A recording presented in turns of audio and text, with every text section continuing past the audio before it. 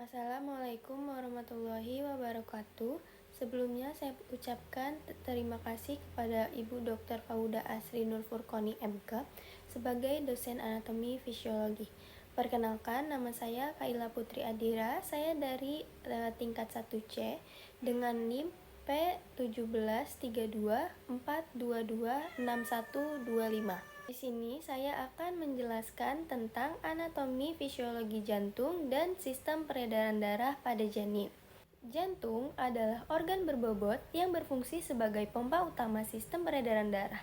Jantung memompa darah ke seluruh tubuh untuk membawa oksigen dan zat gizi, serta membawa kembali karbon dioksida dan sisa metabolisme untuk dikeluarkan dari tubuh.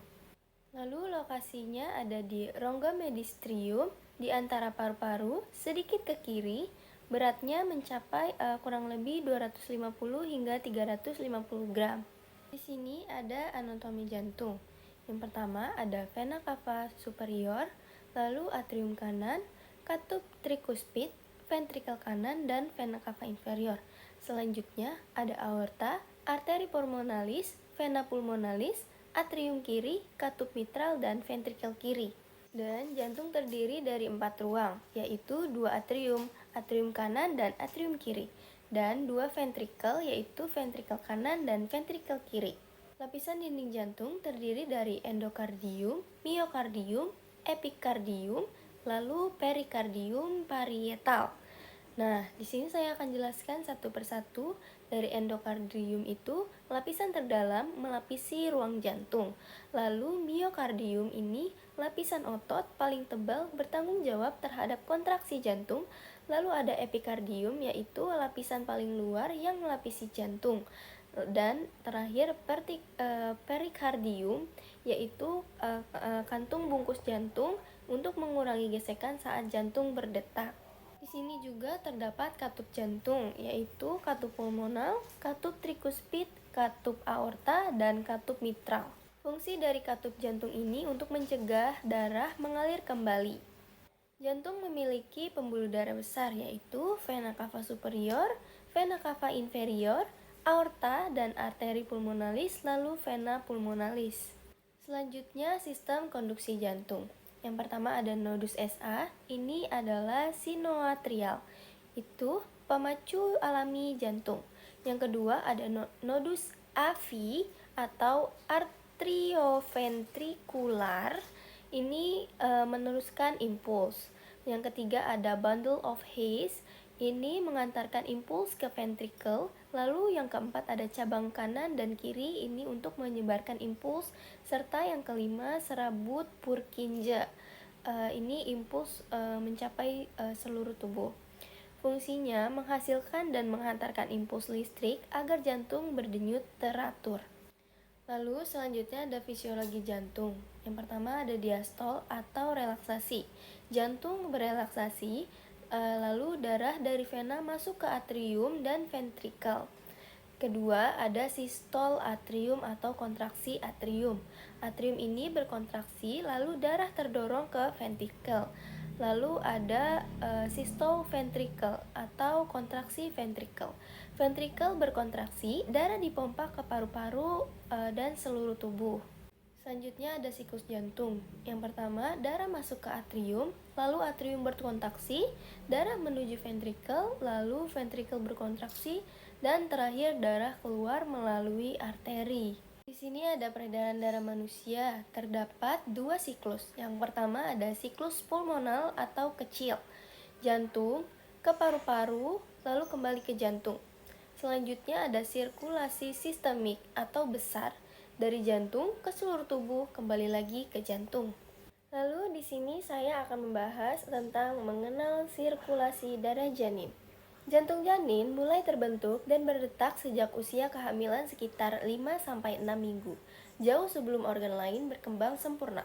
Selama dalam kandungan, paru-paru janin belum digunakan untuk bernapas, sehingga oksigen dan nutrisi diperoleh sepenuhnya dari ibu melalui plasenta dan tali pusat. Karena itu, sistem peredaran darah janin memiliki beberapa struktur khusus atau piral yang tidak ditemukan pada sirkulasi setelah lahir. Detak jantung janin ini normalnya sekitar 110 hingga 160 kali per menit. Dan oksigen nutrisi berasal dari plasenta. Paru-paru janin belum berfungsi. Anatomi jantung janin. Jantung janin memiliki 4 ruang seperti jantung dewasa, namun dilengkapi pirau khusus yang menghubungkan sisi kanan dan kiri. Ini ada atrium kanan, ventrikel kanan, atrium kiri, dan ventrikel kiri. Nah, ukuran dan posisi. Jantung janin relatif besar dibanding tubuh, terletak lebih horizontal di rongga dada. Septum Selanjutnya ada septum interatrial. Terdapat foramen oval, yaitu lubang yang memungkinkan darah mengalir dari atrium kanan ke atrium kiri. Selanjutnya dinding ventrikel. Ventrikel kanan dan kiri memiliki ketebalan yang hampir sama karena bekerja dengan tekanan yang setara. Selanjutnya ada katup jantung. Katup arterioventrikular dan seminular sudah terbentuk sempurna sejak trimester pertama. Di sini ada struktur khusus sirkulasi janin, yaitu pertama vena umbilicalis, yaitu membawa darah kaya oksigen dan nutrisi dari plasenta menuju janin. Lalu ductus venosus, yaitu pirau yang mengalirkan sebagian besar darah dari vena umbilicalis langsung ke vena inferior melewati hati. Selanjutnya ada foramen oval, yaitu lubang pada septum atrium yang mengalirkan darah dari atrium kanan langsung ke atrium kiri melewati paru-paru. Selanjutnya ada ductus arteriosus, yaitu menghubungkan arteri pulmonalis dengan aorta, mengalirkan darah dari ventrikel kanan langsung ke aorta. Selanjutnya arteri umbilicalis, membawa darah rendah oksigen dan sisa metabolisme dari janin kembali menuju plasenta. Lalu selanjutnya kita bahas fisiologi peredaran darah janin. Pertukaran oksigen, karbon dioksida, dan nutrisi antara ibu dan janin terjadi di plasenta, bukan di paru-paru. Darah janin tidak pernah bercampur langsung dengan darah ibu. Pertukaran terjadi melalui membran plasenta. Di sini yang pertama ada struktur oksigen tertinggi.